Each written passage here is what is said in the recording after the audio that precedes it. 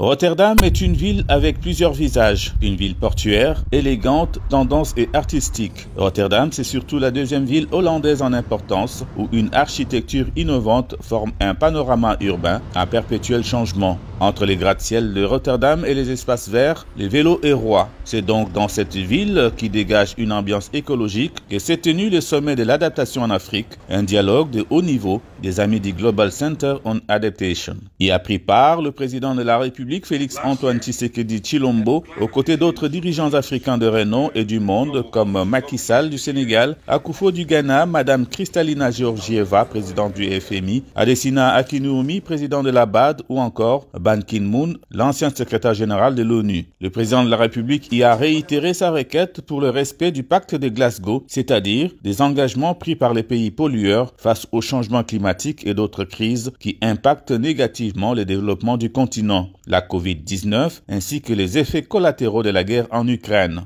La RDC, co-organisatrice du sommet sur l'adaptation en Afrique, se prépare à recevoir le monde pour aborder ces questions, se positionnant comme pays leader et solution, vu sa biodiversité et sa capacité d'absorption des gaz à effet de serre. La RDC, en passe de devenir le premier poumon du monde, grâce notamment au bassin du Congo, veut surtout recevoir sa part des dividendes sur les crédits carbone. Ces grands pollueurs qu'on appelle pays riches doivent composer avec la République démocratique du Congo pour pouvoir trouver des solutions à ce dérèglement climatique. Ça devient quand même assez urgent parce que si on a promis autant de millions à Glasgow aujourd'hui, avec ce qu'on a comme effet qui est assez quand même spectaculaire, tout ce que nous voyons aujourd'hui, on se rend compte que c'est même peu et qu'il faut le faire rapidement et très vite. Voilà. Et donc c'est pour ça, c'est ça qui explique même la présence du chef de l'État ici, parce qu'il avait proposé un plan assez intéressant, un plan d'action de relance verte.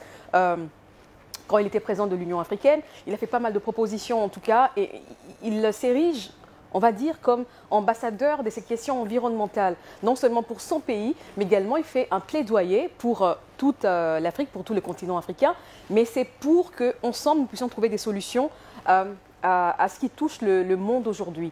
Donc la RDC a un rôle très important et très stratégique aujourd'hui quand on parle de lutte contre le réchauffement climatique. L'Afrique a besoin de 36 milliards de dollars par an pour faire face aux impacts négatifs actuels du changement climatique. Elle n'en perçoit que 6, a rappelé le président de la République, donc doublement lésé par les changements et les financements climatiques.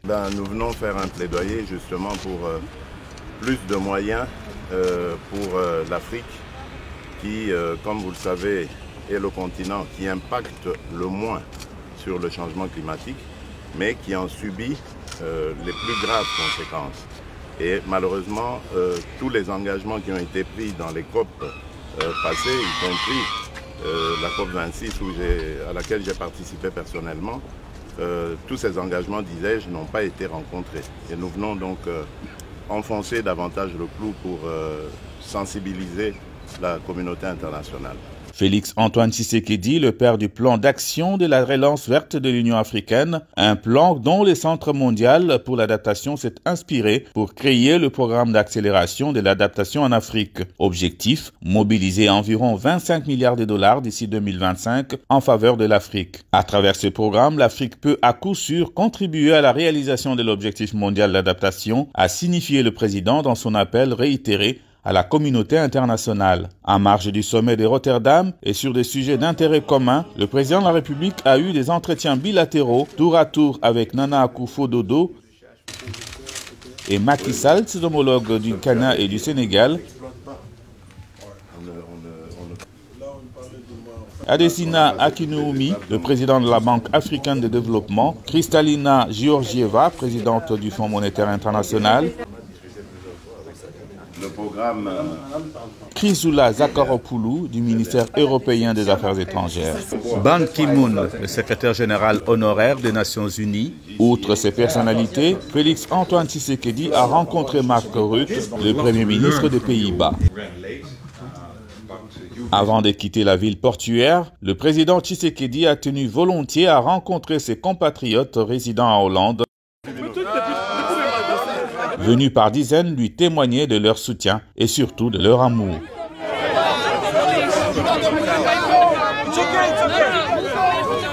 Chef, c'est le président.